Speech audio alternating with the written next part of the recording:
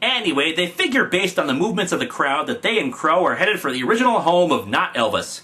We cut to set home, where the assembled dumbasses decide to break in and claim the body of Not Elvis, who's sealed up in a glass case like he was freaking Lenin, for crying out loud. In Europe, the relics of saints are on display to all worshippers. Free!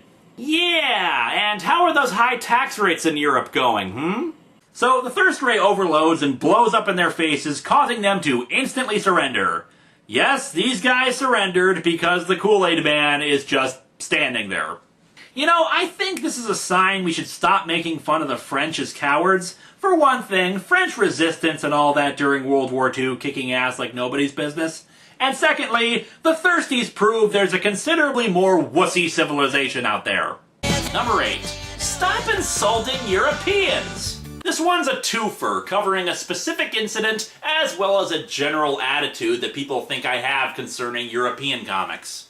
During my Batman Fortunate Son review, Isaac Crow, aka the Moron of Metal, breaks into the home of So Not Elvis and wants to liberate his body, since for some bizarre reason the body is preserved like freaking Lenin in a glass case. And yet, given the philosophical leanings of this comic, I'm shocked, mind you, that Not Elvis fails to do this.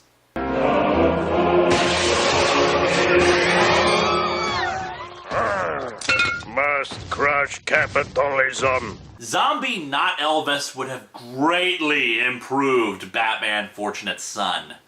Joking aside, Crow yells out that in Europe, national treasures and relics of saints, yeah, if you haven't seen the video yet, he's seriously referring to musicians like that. It's a weird friggin' comic. Are free, and the same should be done in America. I made this remark. In Europe, the relics of saints are on display to all worshippers. Free! Yeah, and how are those high tax rates in Europe going, I've made it no secret that I am a capitalist and very much against higher taxes in any capacity in any country. I'd be lying if it wasn't a bit of a dig at various European countries with socialized governments. However, and this is the big however, my statement was meant to be an attack, yet again, on the idiocy of Isaac Crow. The taxes are the point. Such things aren't free. Instead of a charge at the front door, they're funded by taxes. Let's not even get into how stupid it is to just say, Europe. Hey Isaac, Europe is not a country! And not refer to any specific nation's laws or standards, but instead also point out, as another fan stated in the comments, that the display of bodies of saints isn't free either, and it isn't a government-funded thing. The Catholic Church funds that practice. And again, Isaac's little pipe dreams about how the world is supposed to work once again proves how stupid the comic is. That same poster also pointed out that the American government already subsidizes sites of cultural importance due to music. And, of course, the fact that Crow is comparing a for-profit musician to religious icons and places. At every turn, Batman Fortunate Son finds whole new ways to be idiotic. However, my remarks should have been phrased better, and for anyone who took offense to what I said, I apologize for what I said. Secondly, I get a lot of requests and emails from people pointing out that Atop the Fourth Wall seems to focus exclusively on American comics, and yet never showcases European comics. Many want me to review or highlight stuff from South America, manga from Japan, or most especially, European comics. It's certainly not because I hate any British or French comics or anything like that.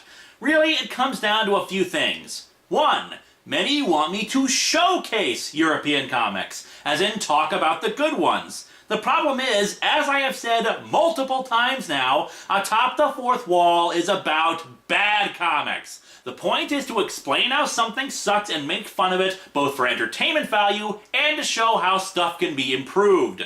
Sure, sometimes we'll come across stuff that's not that bad, but hey, not every comic is going to be Amazon's Attack or Ultimates 3.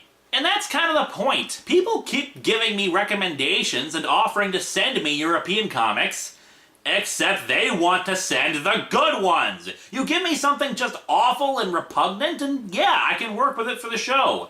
Unless I'm comparing something to a good comic, I don't like talking about good comics on this show. It's boring for me, since all I'm doing is saying, this is good, this is awesome. The only example I can think of when someone recommended a bad comic to me would be Asterix, a French comic that people have said has lived past the intention of its original creators.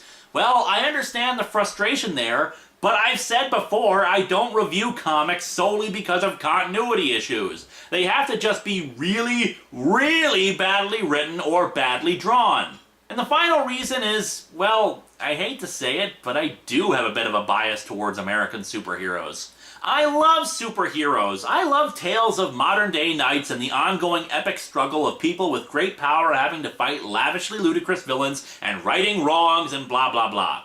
Hell, I don't care for a lot of non-superhero comics. It's not that I think that they're bad, they're probably really good.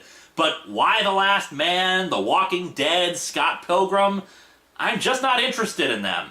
And yeah, we'll do non-superhero comics on this show too. Remember Sci-Spy? But they have to be particularly bad in order for me to... Wait a second. This is a trade? Somebody actually collected Sci-Spy? We'll get back to Sci-Spy next year.